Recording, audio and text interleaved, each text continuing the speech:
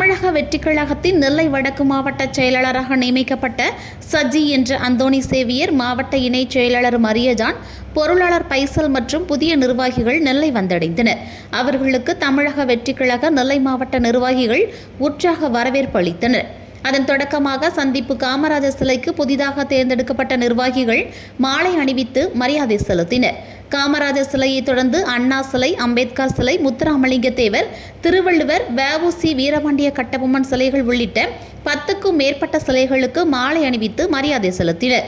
அதனைத் தொடர்ந்து பாளை சாலையில் அமைந்துள்ள தமிழக வெற்றிக் கழக அலுவலகத்தில் புதிய நிர்வாகிகளுக்கு சால்வை அணிவித்து நிர்வாகிகள் வரவேற்றனர். தொடர்ந்து புதிய நிர்வாகிகள் வருகின்ற சட்டமன்ற தேர்தலில் தமிழக வெற்றிக் கழகத்தின் சார்பில் கடுமையாக உழைக்க வேண்டும் என்று பேசினர். நிகழ்ச்சியில் தமிழக வெற்றிக் கழகத்தின் நெல்லை சட்டமன்ற தொகுதி பொறுப்பாளர் புல்லட் ராஜா மற்றும் திரளானோர் கலந்து கொண்டனர். முன்னதாக புதிய நிர்வாகிகளை வரவேற்கும் விதமாக 10க்கும் மேற்பட்ட கார்களிலும் 25க்கும் மேற்பட்ட மோட்டார் சைக்கிள்களிலும் நிர்வாகிகள் திரண்டு வந்தனர்.